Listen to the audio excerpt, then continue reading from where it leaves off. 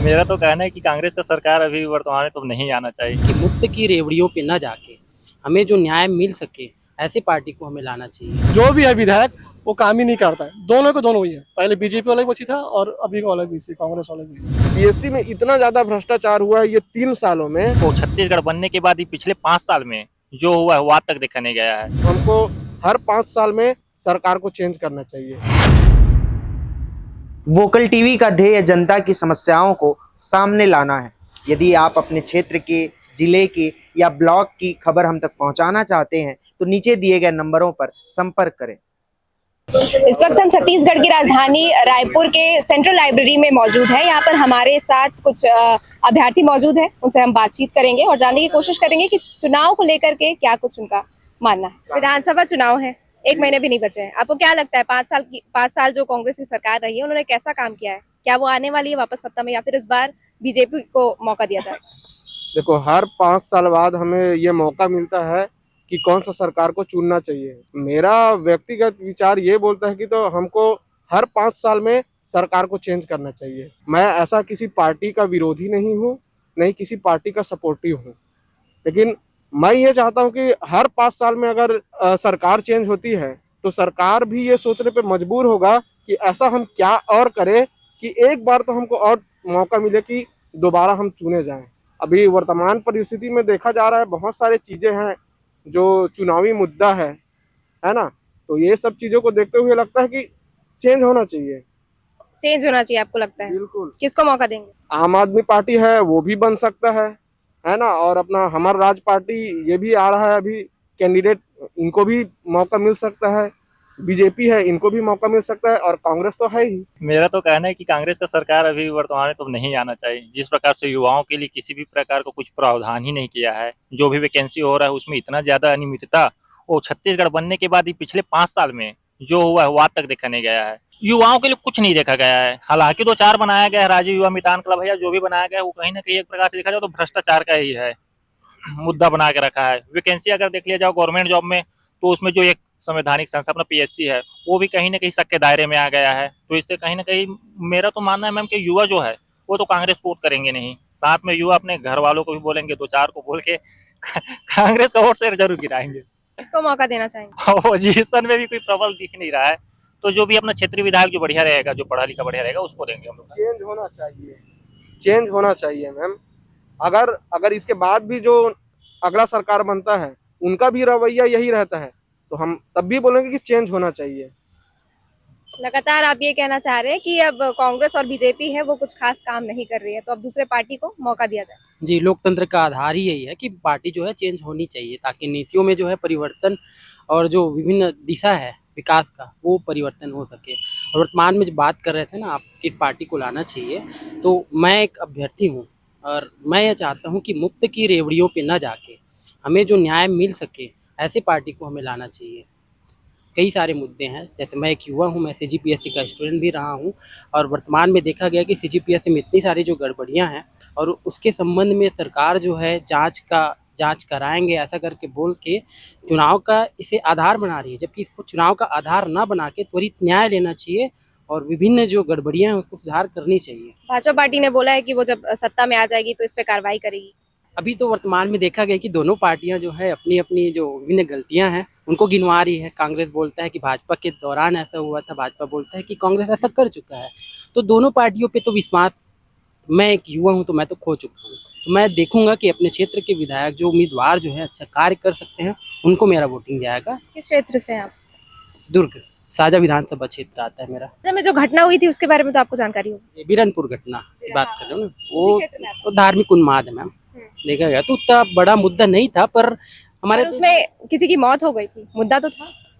मुद्दा था, परंतु देखा गया है कि वो जो मुद्दा था वो उसको उतनी जो पॉपुलैरिटी है वो नहीं मिलना था, क्योंकि इससे जो देश की जो जनता की जो एकता है वो कहीं ना कहीं खंडित हुआ था। तो ये उस मुद्दे को आधार पर बना करके किसी भी नेता को वोट देना ये भी सही नहीं है। आप जांचो अपने स्तर पे। अभी अमित शाह का जो राजनांदगांव दौरा था उन्होंने ये कहा है कि जो भी बीरनपुर में जो घटना हुई है वो उनको बोला कि कांग्रेस सरकार ने लिंचिंग कराई है। आपको इस बारे में जानकारी? कोई भी राजनीतिक पार्टी मैम अपने अपने फायदे के लिए इतने बड़े स्तर पे तो अपने देश के साथ या अपने राज्य के साथ नहीं खेलेंगे, तो ऐसी जो विभिन्न जो बातें हैं, तथ्य है, उनको बिना जांच या बिना परख के हम सत्य तो नहीं मान सकते। किसकी सरकार आनी चाहिए? क्या काम किया कांग्रेस ने पिछले 5 सालों में? वो तो सबको दिख ही रहा है कि कांग्रेस ने क्या काम किया है। और लोकतंत्र है ना, सबको अधिकार है, सभी जो है अपने मत का प्रयोग करेंगे और उनके 5 साल में जो काम किया है उसके एनालिसिस के अकॉर्डिंग जो है वोट करेंगे। तो और जैसे कि मेरे दोस्त ने बताया अभी कि उनका बोलना ये था कि 5 साल में सरकार चेंज होना चाहिए। मैं भी इनके साथ ही जाना चाहूँगा, वो किसी भी पार्टी का सरकार हो, कि हम सभी जनता को ये चाहिए कि 5 साल में सरकार बदल देनी चाहिए। इससे होता क्या है, अगर 5 साल में सरकार बदलेगा, चेंज होगा, किसी की भी सरकार हो, तो उनका जो है एक जिम्मेदारी बनेगा, कर्तव्य बनेगा और वो देखेंगे अगर हम अच्छे से काम नहीं करेंगे तो हमको जो है जनता के द्वारा जो है मैदान से बाहर किया जा सकता है। तो उस आधार पे मुझे लगता है कि भ्रष्टाचार जो है, करप्शन जो है कम होगा। तो मैं भी मतलब इस दिशा में जाना चाहूँगा, या तो मेरी भी इच्छा ये है कि सरकार बदले। और रही बात हम युवाओं की, तो वो तो छत्तीसगढ़ तो छोड़ो, पूरा देश ही जानता है कि युवाओं के साथ में क्या हो रहा है छत्तीसगढ़ के। और छत्तीसगढ़ के इसमें मैं जहाँ तक सरकार को दोषी नहीं मानता हूँ, मैं युवाओं को दोषी मानता हूँ जो अपने अधिकार के लिए सामने ही नहीं आ रहे हैं। हम जो युवा है अपने अधिकार के लिए सामने आएंगे तो क्योंकि हमने ही चुने हैं, तो सरकार हमारे अकॉर्डिंग काम करेगा। और सरकार को अगर हम लोग ऐसी खुला छोड़ देंगे तो वो तो अपने मन मुताबिक ही काम करेंगे और उनको ये लगेगा कि सब कुछ अच्छा हो रहा है। तो जब तक विरोध नहीं होगा, जब तक लोग अपने अधिकार के लिए आएंगे ही नहीं, तो जो है स्थिति ऐसा ही बना रहेगा।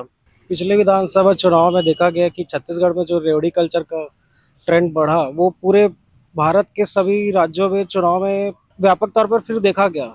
तो रेवड़ी कल्चर से होता क्या है कि उसके बाद जो वो वास्तविक मुद्दे, उनका कोई सरोकार रहा नहीं जाता फिर उसके बाद। तो वही है, परिवर्तन तो चाहिए ही है। और हमारा छत्तीसगढ़ कृषक बाहुल्य राज्य है, तो सरकार तो ही बनाएंगे जिसपे युवा तो हमेशा पीछेंगे ही, कुछ हो नहीं पाएगा। 5 सालों में मुख्यतः कौन कौन से मुद्दे आपको ऐसे लगता है जो सरकार को जिस पे काम करना चाहिए था और उन्होंने नहीं किया, जिसके वजह से आज एक संभावना बनी हुई है कि सरकार हो सकता है कि ना बने कांग्रेस? कांग्रेस की जो ये सरकार थी, वो पूर्णतः समाजवादी सोच की है। इंफ्रास्ट्रक्चर में बिल्कुल काम किया ही नहीं गया है। पिछले 5 साल में देखा जाए तो जो सड़क पहले थे 5 साल पहले, वो रिपेयर होकर ही चल रहे हैं। नया सड़क तो मेरे ख्याल से सिर्फ वोट बैंक पे ही काम किया गया है।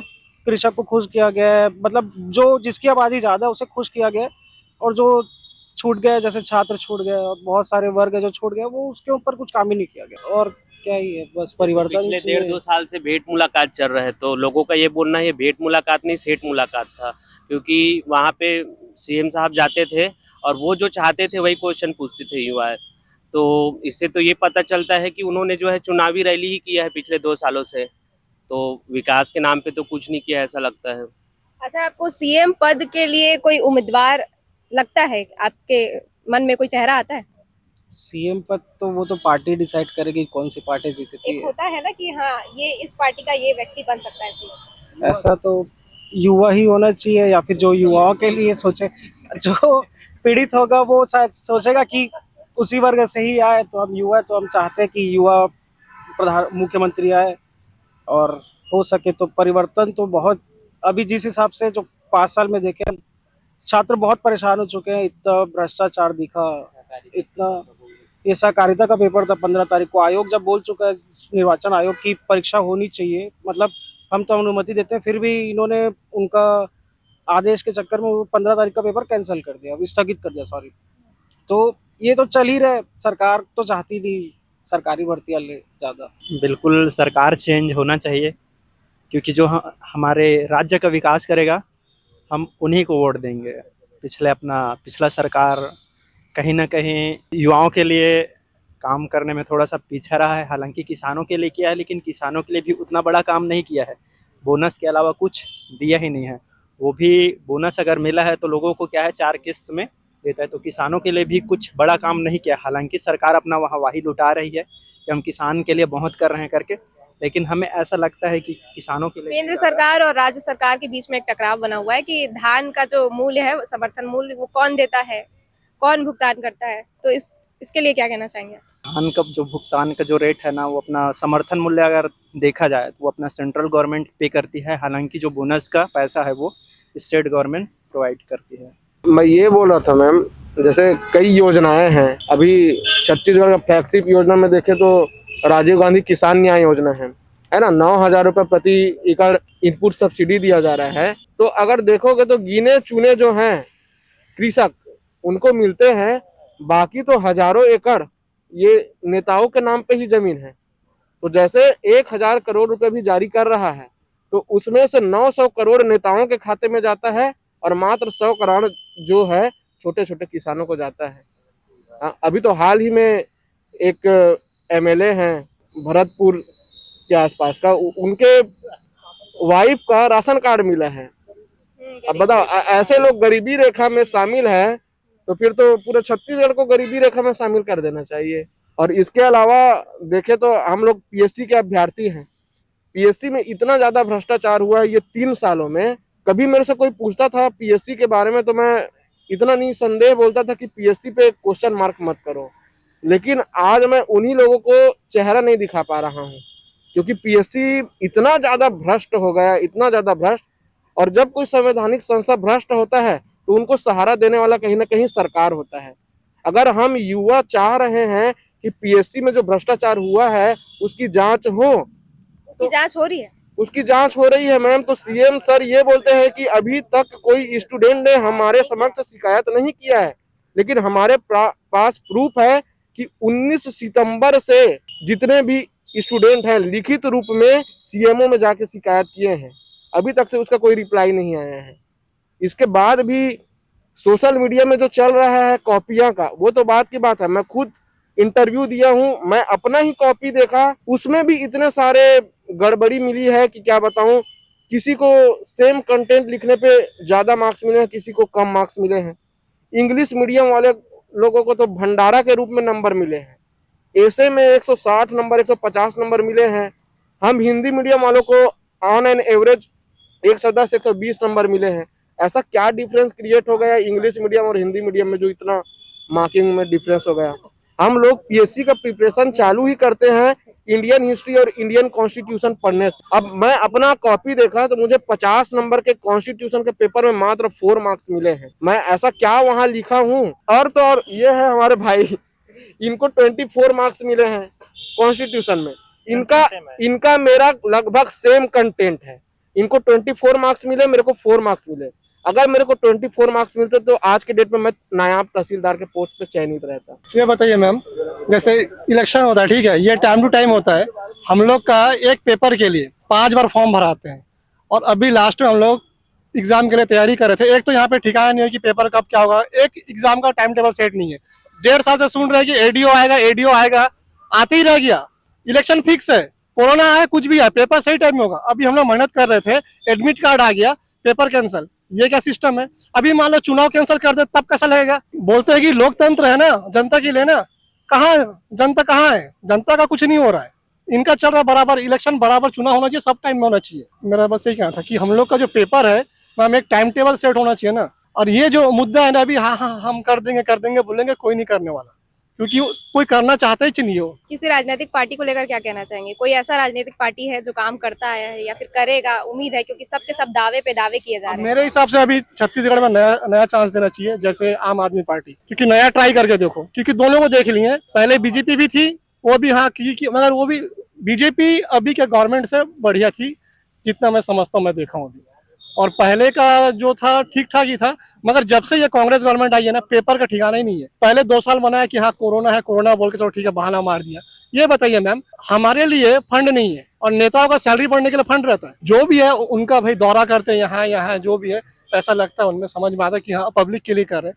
तो वैकेंसी जो, हमको भी तो रोजगार की जरूरत है ना, कि सब क्या बाहर ही जाएंगे क्या रोजगार के लिए? प्राइवेट के लिए बाहर ही जाएंगे? सब गए थे ना बाहर में काम करने के लिए, कोरोना आया, भाग के आए। और जो गौठान बना हुआ है, कुछ नहीं मिला है। कुछ जगह सेटअप है, बाकी कुछ ही नहीं है मैम। बेस ही नहीं तो कहाँ से? या तो कम से कम यहाँ पे प्राइवेट के लिए इंडस्ट्री ला दो, तो आदमी प्राइवेट में मूव करेगा। और बाहर में सोचिए, आप बाहर में जाओगे मेट्रो सिटी में काम करने, 20,000 25,000 देगा, आप खाओगे क्या, रहोगे क्या? घर किराया लेता कम से कम वहाँ पे 10,000 15,000, क्या करोगे बताओ ना।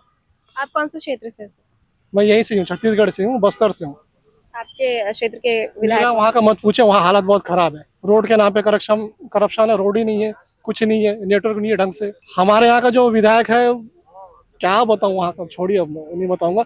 जो भी है विधायक वो काम ही नहीं करता है। दोनों के दोनों ही है, पहले बीजेपी वाला भी बची था और अभी का वाला भी इसी, कांग्रेस वाला भी इसी। मतलब इतने साल राज्य के गठन के बाद भी आप ये बोल रहे हैं कि बस्तर में कुछ खास डेवलपमेंट नहीं हुआ। ऊपर दिखाने का, देखिए जो तहसील है जो है वो दिखेगा, अंदर काम नहीं हुआ, ये तो फिक्स है। मीडिया जाती नहीं है, मीडिया कहाँ से जाएगी, रोड ही नहीं है ढंग से तो कहाँ से जाएगी। वो बोलने का कि रोड बन गया, ये बन गया, वो हो गया, कुछ नहीं है। तो जैसा कि आप सभी ने देखा, हमने यहाँ पर मौजूद युवाओं से बातचीत की और ये समझ में आया कि युवाओं में खास तौर पर CGPSC को लेकर, जो कॉम्पिटिटिव एग्जाम है उसको लेकर के काफ़ी नाराज़गी बनी हुई है। और अब इसी को देखना होगा कि वर्तमान सरकार क्या फिर से सत्ता में आती है या फिर किसी नई पार्टी को इस बार मौका दिया जाएगा। ऐसे वीडियोस के लिए आप हमारे चैनल के साथ जुड़े रहिए। मेरे साथी संध्या साहू के साथ मैं लक्ष्य का, रायपुर, छत्तीसगढ़।